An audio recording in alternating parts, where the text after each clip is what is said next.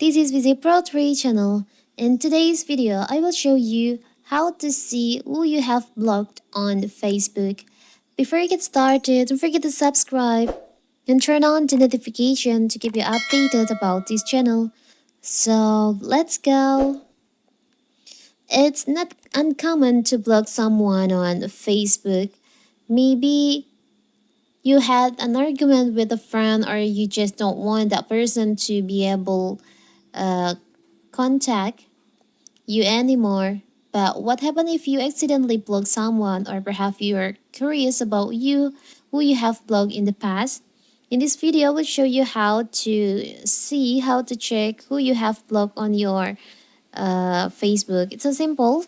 So first of all, of course, we have to open our Facebook.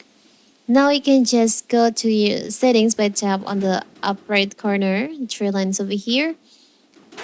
Now you can go to settings and privacy, tap on settings.